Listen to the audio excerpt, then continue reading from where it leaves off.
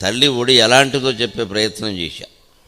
ఆ అమ్మ ఒడిలో పడుకుని ఆనందంగా పాలు తాగడం, ఆడుకోవడం ఎటువంటిది అంటే దేవేంద్రలోక కవిపీఠం అజీర్ణ పాఠం.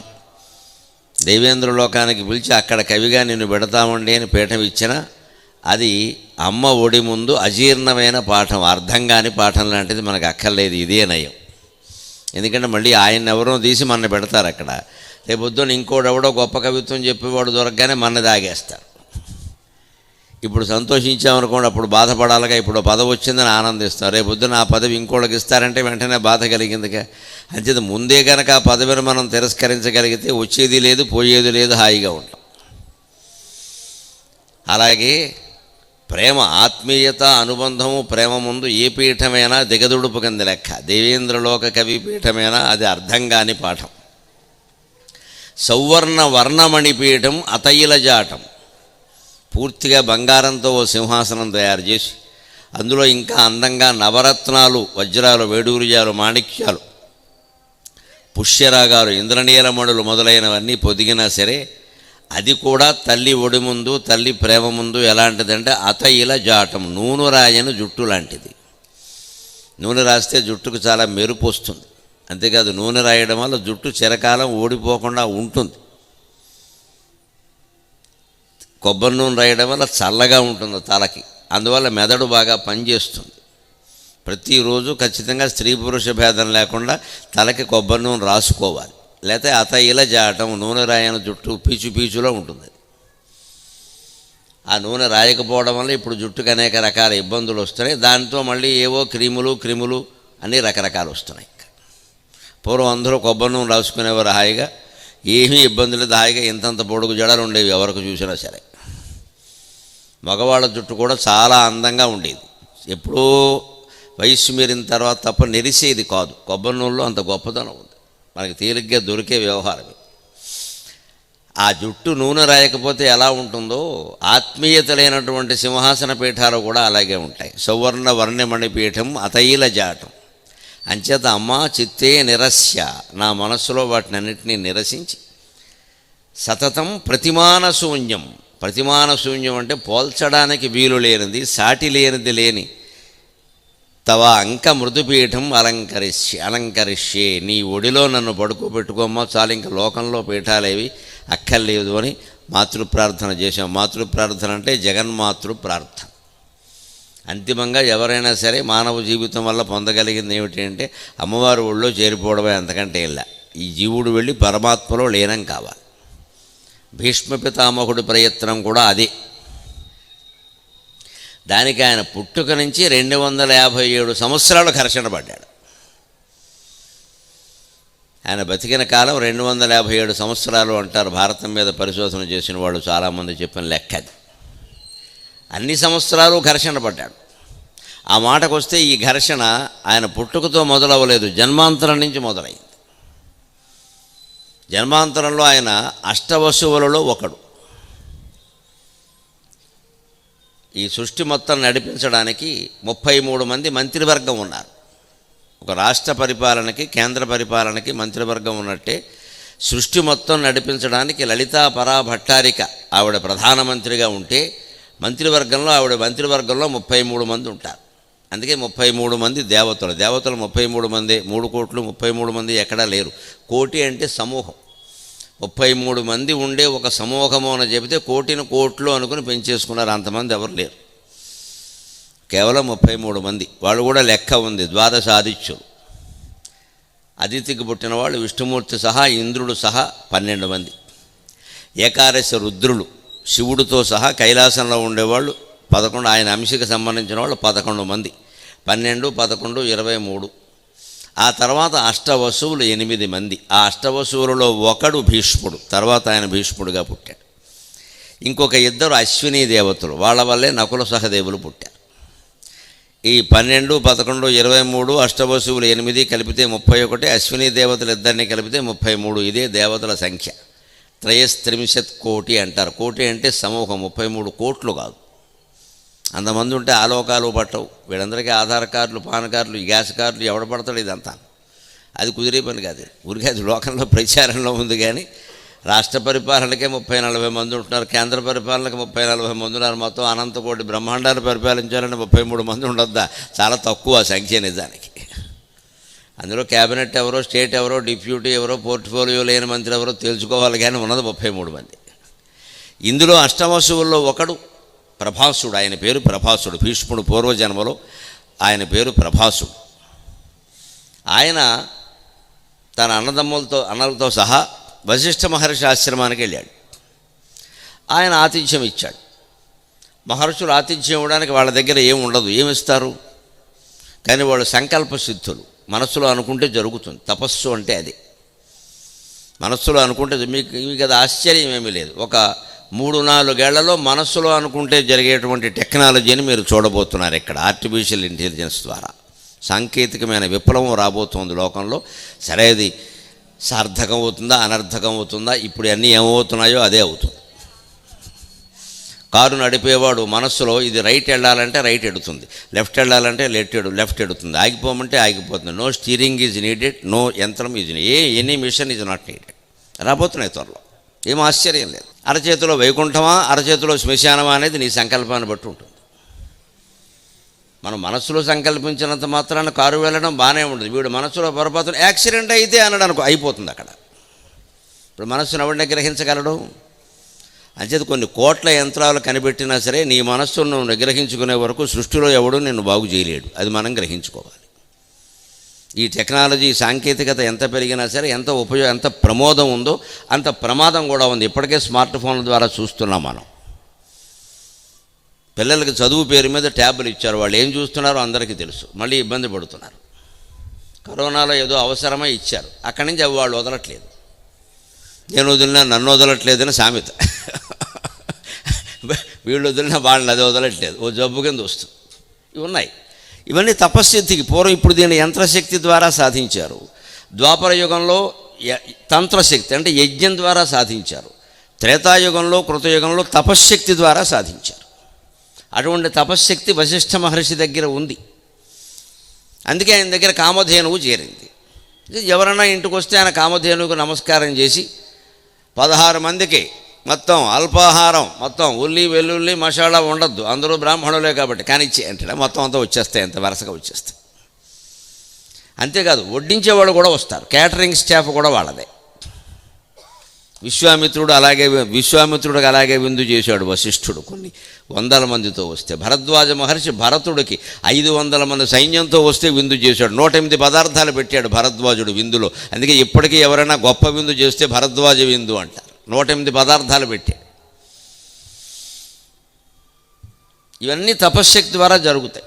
అయితే ఆ మహర్షులు వాటిని చాలా పరిమితంగా, దాని గొప్పదనం తెలుసు, ఆ శక్తిని సాధించడానికి వాళ్ళు ఎంత యాతన పడ్డారో వాళ్ళకి తెలుసును. కాబట్టి చాలా పరిమితంగా అత్యవసర పరిస్థితుల్లో దేవతల్లాంటి వాళ్ళు వచ్చినప్పుడు మాత్రమే, మానవుల్లో కూడా దేవతలుగా గౌరవించదగిన వ్యక్తులు వచ్చినప్పుడు మాత్రమే వాడతారు. ఎవడికి పడితే వాడికి ఇవ్వరు. అష్టవశువులు కాబట్టి వచ్చారు కదా అని ఆయన ఏదో విందు చేశాడు. ఈ కామధేనువుని చూశారు వీళ్ళు 8 మంది కూడా. వీళ్ళ కన్ను దాని మీద పడింది. మహర్షి, దీంతో నీకేం పని, మాకు ఇచ్చేయన్నారు. ఎవరికి పడితే వాడికి ఇవ్వడానికి కాదయ్యా, ఇది ఇక్కడ ఉపయోగపడాలి ఆశ్రమంలో. ఇలా మీరు వచ్చారు, ఇంతకుముందు ఎవరో వచ్చారు, తర్వాత ఎవరో వస్తారు, వస్తే మాకు ఇక్కడేం వంట పెంట ఏముంది, ఇక్కడ గ్యాస్ పొయ్యిలు ఏం లేవు కదా, ఇక్కడ ఎలా పెట్టారు? మరి ఇంటికి వచ్చిన వాడికి అన్నం పెట్టడం మాకు బాధ్యతే. మేము తినే పళ్ళు పెట్టామనుకో అందరూ తినలేరు, అక్కడ ఏదో పెట్టాలి కదా. కోరిన పదార్థాలు రావాలంటే వచ్చిన వాళ్ళని బట్టి, వాళ్ళ కులాన్ని బట్టి, వాళ్ళ ఆచారాన్ని బట్టి వాళ్ళు ఏవి ఇష్టపడతారో అవి ఇమ్మని నేను ఈ కామధేనువుని అడుగుతాను, వెంటనే ఇస్తుంది. దానికోసం నా తపశ్శక్తి చాలా ఖర్చు అవుతుంది, మళ్ళీ తపస్సు చేసుకోవాలి అన్నాడు. ఆయనకు కూడా బ్యాంక్ డిపాజిట్ తగ్గుతుంది అక్కడ. తపశ్శక్తి అంటే బ్యాంక్ డిపాజిట్. మా డబ్బు రూపంలో మనకి డిపాజిట్ అయినట్టే వాళ్ళ తపశ్శక్తి వాళ్ళ యోగదండంలో నిక్షిప్తం అవుతుంది. అందుకే మహర్షులు అంటే మీరు ఎప్పుడైనా గమనించండి, వాళ్ళకి ఏమున్నా ఏం లేకపోయినా 2 ఖచ్చితంగా ఉంటాయి: దండం, కమండలం.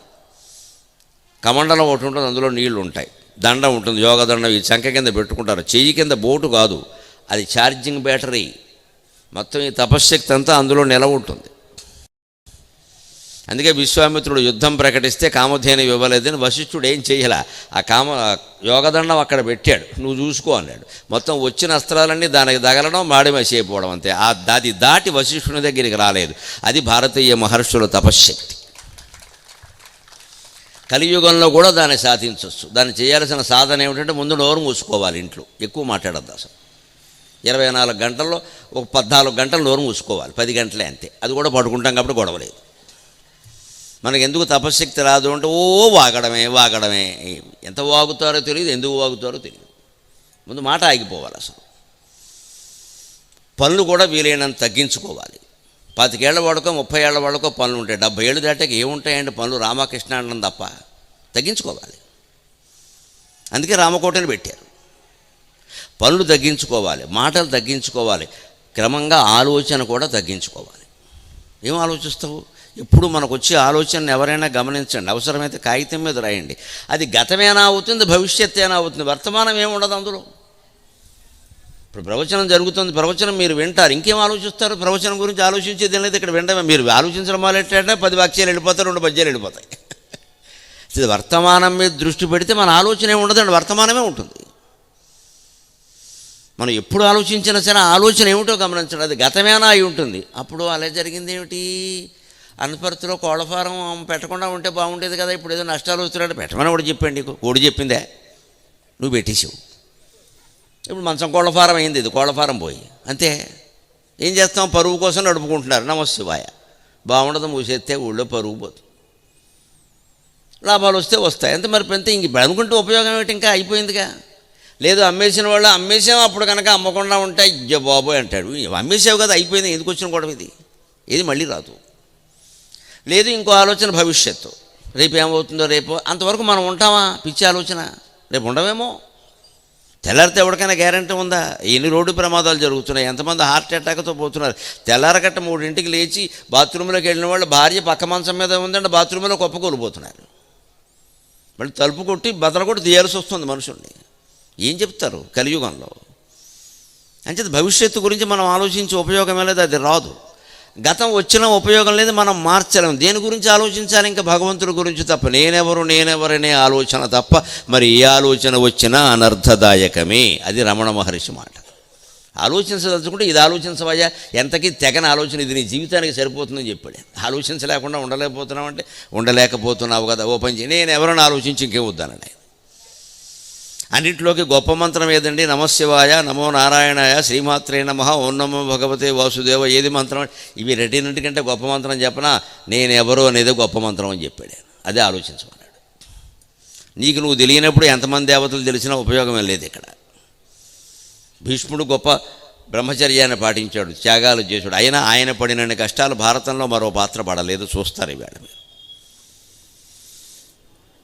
అంతిమంగా చివరి దశలో కూడా అద్వైత జ్ఞానం పొందడం కష్టమైపోయింది ఆయనకి. మొత్తం జీవితం ముగిసిపోయి అంపశయ్య మీద కూడా 58 రోజులు పైగా ఉన్నాక అప్పుడు విష్ణు సహస్రం చెప్పాకనే ఆయనకి మోక్షం వచ్చింది.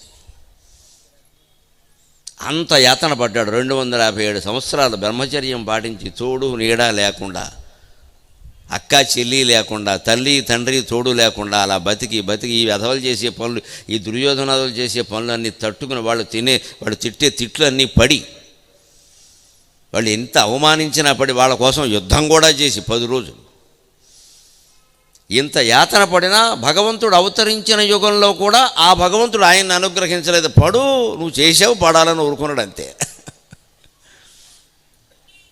కర్మఫలం అనుభవించక తప్పదు ఎవరైనా. అందుకే ముందు నుంచి జాగ్రత్తగా ఉండాలి. అందుకనే కథను కొంచెం విస్తృతంగా చెబుతున్నా, గమనించండి. 8 మంది వచ్చి మాకు ఇది కావాలి అన్నారు. ఇది కుదరదబ్బా, ఎవరికి పడితే వాళ్ళకి ఇచ్చేది కాదు. కామధేనం అంటే ఏమనుకుంటున్నావు? ఇది మీకు ఇస్తే దుర్వినియోగం చేస్తారు. అందులో రాజులు పరిపాలకులుగా ఉన్న వాళ్ళకి ఇస్తే మీ రాజకీయ ప్రయోజనాలకు దీన్ని వాడేస్తారు. ఇక్కడ మేము అలా ఇవ్వకూడదబ్బా, ఇవ్వు అంటే ఏం బాబనాయన నువ్వు ఇచ్చేది అని లాక్కెళ్ళిపోయారు. ఆ మిగిలిన 7 కొంచెం ఆగారు. ఈ ప్రభాసుడు పనిగట్టుకుని దాన్ని తాడు కట్టి లాక్కెళ్ళిపోయాడు. ఎందుకు ఇవ్వో చూద్దాం. ఇంతకీ చేస్తే మనిషి బలహీనత ఎక్కడుంటుందో చూడండి. ప్రభాసుడు పూర్వజన్మలో భీష్ముడు ఉన్నాడు. ఈయన కోసం లాక్కెళ్ళా, వాళ్ళ ఆవిడ కోసం లాక్కెళ్ళాడు. ఆవిడ కోరింది. ఆవిడెందుకు కోరింది? ఆవిడ కోసం కాదు. ఉశీనర మహారాజు అని ఉన్నాడు. ఆయన శిబి చక్రవర్తి తండ్రి, మహాత్యాగిగా పావురం రక్షణ కోసం తొడమాంసం కోసి ఇచ్చిన మహానుభావుడు ఉన్నాడు శిబి చక్రవర్తి. ఆయన తండ్రి ఉశీనర మహారాజు. ఆ ఉశీనర మహారాజు ఒక కుమార్తె ఉంది. శిబిచక్రవర్తితో పాటుగా ఒక కుమార్తె ఉంది.